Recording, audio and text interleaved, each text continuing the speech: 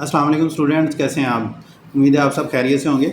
आज हमारा जो लेक्चर है ओ लेवल मैथ का, ये हमारे पास है क्वाड्रेटिक इक्वेशंस। क्वाड्रेटिक इक्वेशन के बारे में तो आप सब बखूबी आगाह होंगे कि क्वाड्रेटिक इक्वेशन होती क्या है, लेकिन मैं एक दफ़ा आपको रिवाइज़ करवाता चलूँ कि क्वाड्रेटिक इक्वेशन हमारे पास वो अलजेब्रिक इक्वेशन होती है जिसमें हमारे पास जो वेरिएबल होता है एक्स वाई जी, जो भी हम वेरिएबल यूज़ करते हैं, उसकी जो मैक्सिमम पावर होती है, मैक्सिमम डिग्री जो होती है, वो हमारे पास 2 होती है।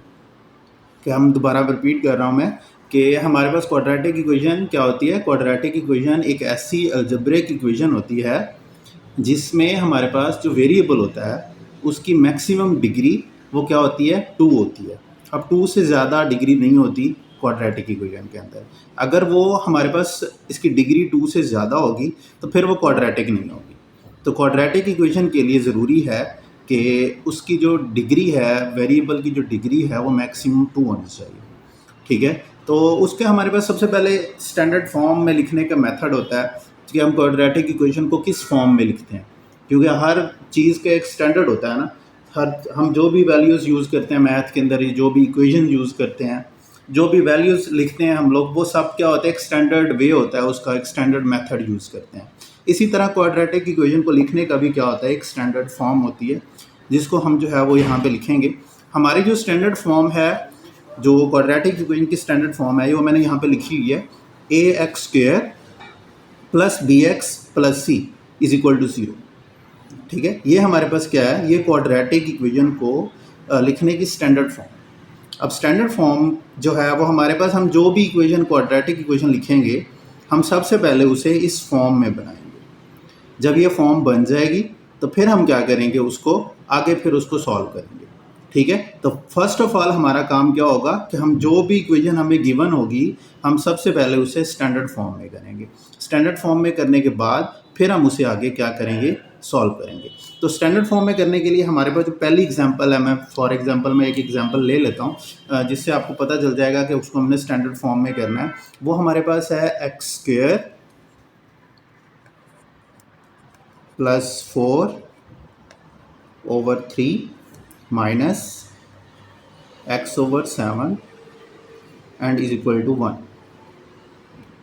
ये एक मैंने एक एग्जांपल लिया है, इसको हम जो है वो सॉल्व करके स्टैंडर्ड फॉर्म में करेंगे। कि स्टैंडर्ड फॉर्म में कन्वर्ट करके फिर हम इसको आगे देखेंगे कि हमने इसे आगे सॉल्व कैसे करना है। पहला यानी कि जो हमारा काम है वो क्या है, इसको स्टैंडर्ड फॉर्म में करना। तो स्टैंडर्ड फॉर्म में करने के लिए देखिए, सबसे पहले हमें इसकी जो है वो फ्रैक्शन ख़त्म करना पड़ेगी। अब फ्रैक्शन के अंदर हमारे पास 3 आ रहा है और 7 आ रहा है। ठीक है, तो फ्रैक्शन ख़त्म करने का सबसे ईजी वे आपको पता है, वो हमारे पास क्या होता है कि हम एलसीएम ले लेते हैं। ठीक है, अब हम यहाँ पे क्या करते हैं, एलसीएम ले लेते हैं। अब फर्स्ट वे है कि हम यहाँ पे 7 और 3 का एलसीएम ले लें और 7 और 3 का एलसीएम 21 आ जाएगा। ठीक है, और दूसरा वे ये है कि जो हमारा एलसीएम है, हम एलसीएम के साथ तीनों वैल्यूज़ को मल्टीप्लाई करते हैं। ठीक है, दोनों वे जो हैं वो इजी हैं। हम पहले फर्स्ट वे से करते हैं, अगर वो आपको उसमें कोई प्रॉब्लम लगे तो फिर हम क्या करेंगे, सेकंड वे भी ट्राई कर सकते हैं। तो सबसे पहले हम फर्स्ट वे देख रहे हैं। हमारे पास हम क्या करते हैं, हम 7 और 3 का एलसीएम ले लेते हैं। 7 और 3 का एलसीएम हमारे पास आ जाएगा 21, और इन दोनों को हम क्या कर देते हैं, क्रॉस मल्टीप्लाई कर देते हैं। मैंने आपको एलसीएम का सबसे बेस्ट वे बताया था कि अगर हमारे पास डिनोमिनेटर जो है वो डिफरेंट हो तो फिर हम उसको क्रॉस मल्टीप्लाई कर देते हैं।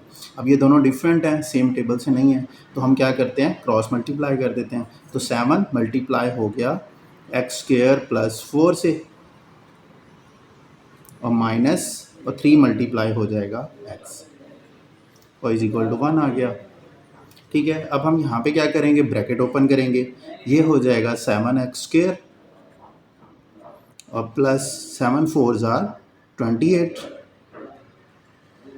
और माइनस 3x, और 21 इधर क्या हो रहा है, डिवाइड, वो इधर जाके हमारे पास क्या हो जाएगा, 1 के साथ मल्टीप्लाई। अब हमारे पास यहाँ पे 28 बन गया, और इस साइड पे हम अगर अरेंजमेंट करें तो हमारे पास क्या बनेगा, सॉरी स्टूडेंट, यहाँ पे 21 बनेगा। यहाँ पे हमारे पास 21, क्योंकि मैंने 28 लिख दिया, तो यहाँ पे हमारे पास क्या बनेगा, 21। तो हम यहाँ पे कट करके 21 कर देते, और यहाँ पे हमारे पास 7x स्क्वेयर, इसको हम अगर अरेंज करें तो minus 3x plus 28, okay.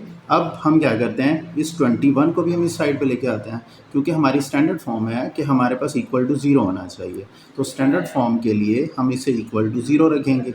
7x² minus 3x plus 28, और ये 21 इस साइड पे आके माइनस हो जाएगा और इज इक्वल टू 0। ठीक है। अब 28 में से हमारे पास क्या हो रहा है, हमारे पास 28 में से 21 माइनस हो रहा है, हम इन दोनों को माइनस कर देते हैं। तो हमारे पास आ जाएगा 7x² माइनस 3x और प्लस 28 में से 21 माइनस हो गया, तो बाकी हमारे पास 7 बच गया, इज इक्वल टू 0। ओके। ये हमारे पास क्या है, स्टैंडर्ड फॉर्म है, क्योंकि हमारी जो स्टैंडर्ड फॉर्म थी वो ये थी, ax² प्लस bx और plus c is equal to 0। यानी कि पहले x² की वैल्यू होनी चाहिए, फिर x वाली वैल्यू होनी चाहिए, और एंड पे क्या होना चाहिए, कांस्टेंट होना चाहिए। तो हमने क्या कर दिया, इसको हमने जो है वो स्टैंडर्ड फॉर्म में कन्वर्ट कर दिया। ठीक है। नेक्स्ट जो हमारी वीडियो होगी उसमें हम क्या करेंगे, हम क्वाड्रेटिक इक्वेशन को सॉल्व करने के मेथड देखेंगे कि कितने मेथड्स होते हैं। Thank you.